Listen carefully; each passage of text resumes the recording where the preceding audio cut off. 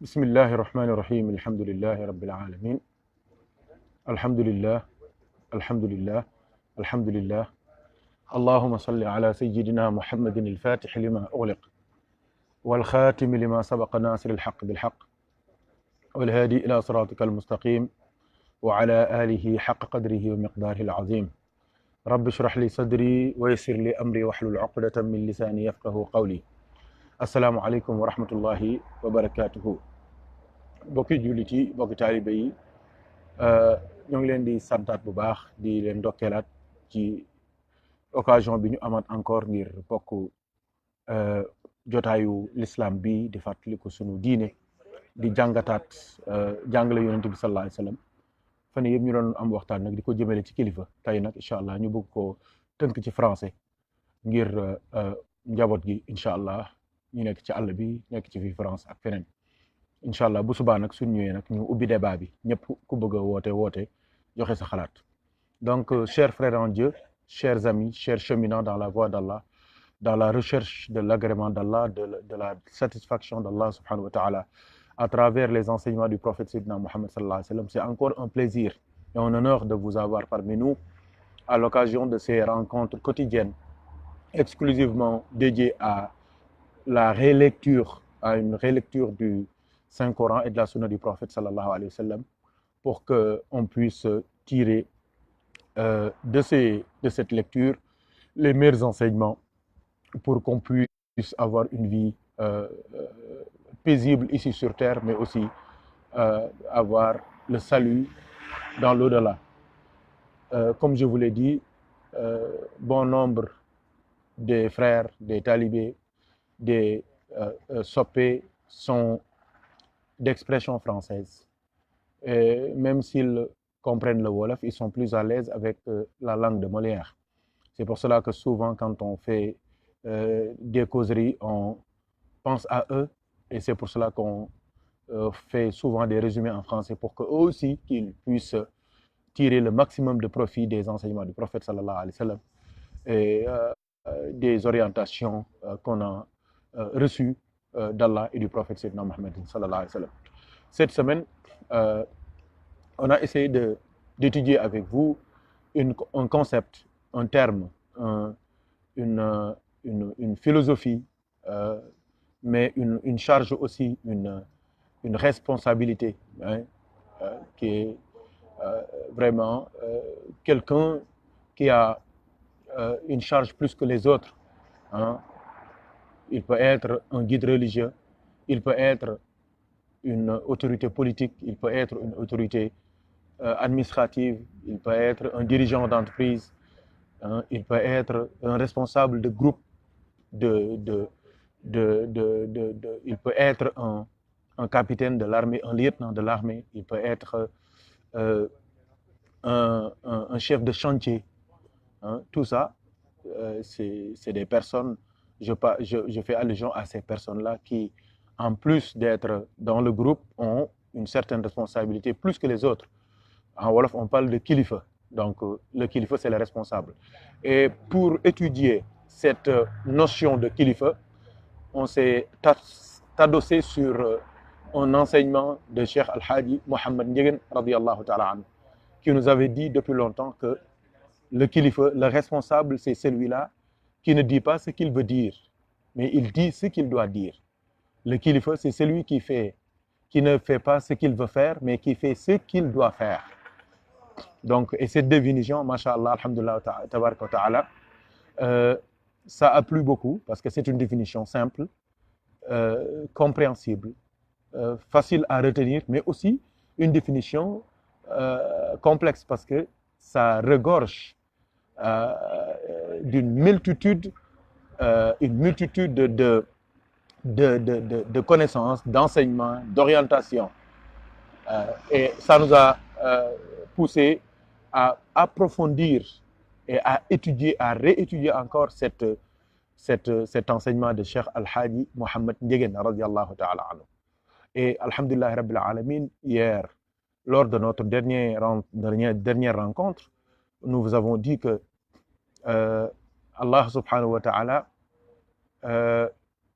nous aime nous tous Et l'épreuve de son amour, la plus grande des preuves de son amour, c'est le fait qu'il nous ait donné l'islam et le prophète Sayyidina Muhammadin sallallahu alayhi wa sallam, qui est notre maître, qui est notre guide, notre référence ultime et dans tout état et dans toute situation. Sallallahu alayhi wa sallam.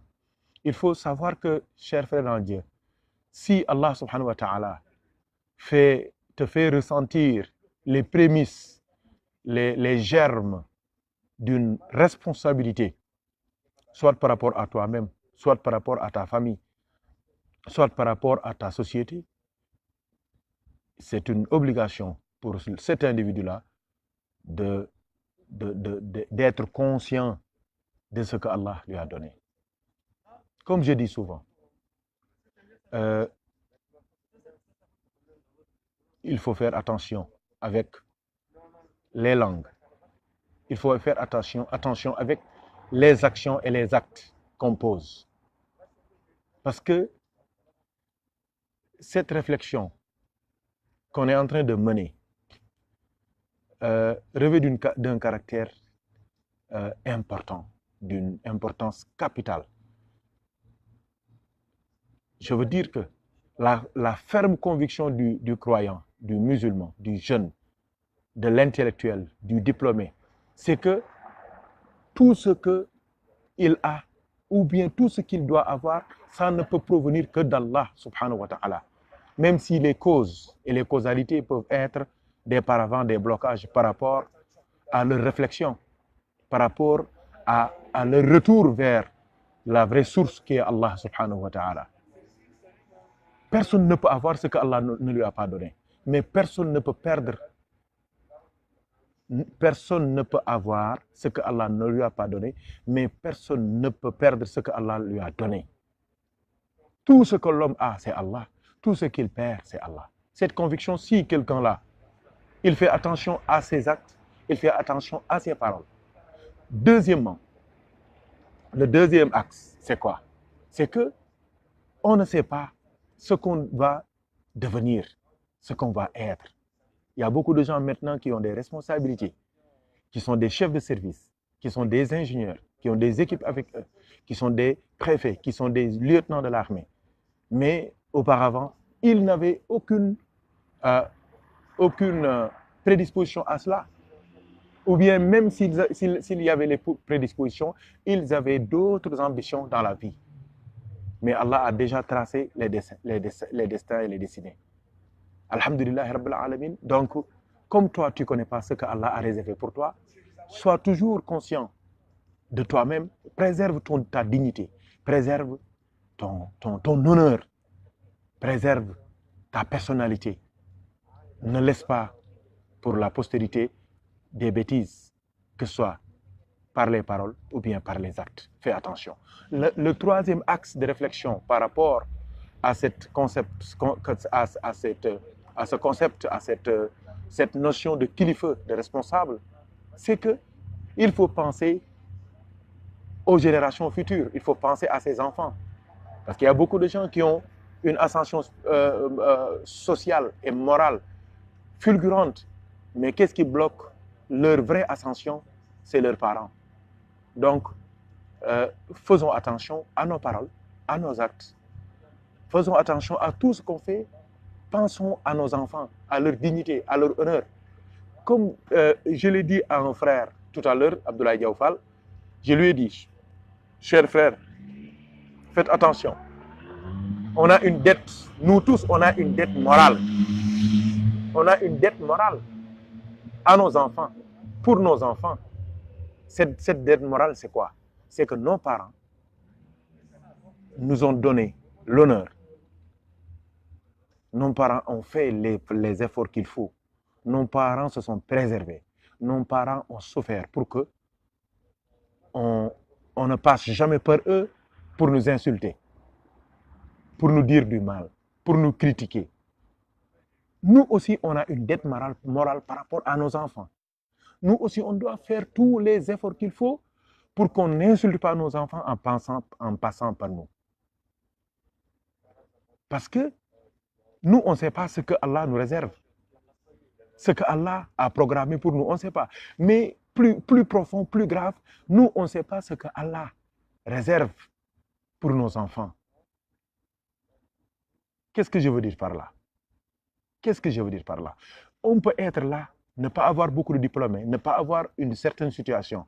Mais Allah, peut-être, dans sa miséricorde, a déjà programmé dans le terrain des gens qui vont être des étoiles, des soleils, des étoiles polaires, soit dans la spiritualité, soit dans le monde social, dans le monde économique, dans le monde politique. Seul lui, il sait. Donc, ne te rabaisse pas, ne t'avilisse pas, ne te sous-estime pas. Je dis souvent aux frères que c'est dangereux de sous-estimer les autres, mais c'est plus dangereux quand on se sous-estime soi-même.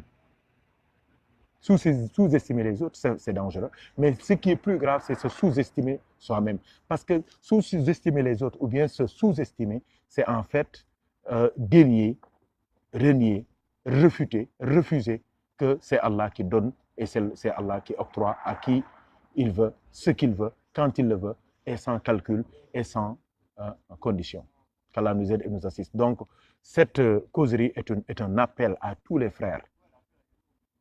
C'est un appel fraternel, c'est un appel amical, c'est un appel solennel, c'est un appel sincère à faire attention à tout ce qu'on fait sur Facebook, sur WhatsApp, sur Internet, à tout ce qu'on fait. L'œil d'Allah est partout. Il nous suit, il nous contrôle en tout lieu et en tout moment. Cette conviction, si on l'a, il y a beaucoup de bêtises, on peut être sauvé contre elle. Qu'Allah nous aide et nous assiste par la barque du prophète Mohammed sallallahu alayhi wa sallam. Faisons attention à nos actions, faisons attention à nos paroles. Réfléchissons avant d'agir. Ne soyons pas comme tout le monde, ne faisons pas comme tout le monde. Hein? Ne suivons pas les délices, les plaisirs éphémères, les musiques, les soirées dansantes, hein, les belles filles. Tout ça, c'est éphémère. Hein? Et beaucoup de gens sont tombés. Ici en France, il y a quelqu'un qui a perdu l'élection présidentielle à cause d'une soirée. Il a perdu toute sa vie. Et pourtant, il devait être automatiquement le président de la France. Aux États-Unis d'Amérique, l'histoire est là. Et notre président a perdu à cause de cela. Au Sénégal, en Afrique, partout, il y a des pièges du shaitan qui passent toujours par son arme fatale, qui est le plaisir, qui est les femmes. Donc, faisons attention à tout ce qu'on fait, à tout ce qu'on dit.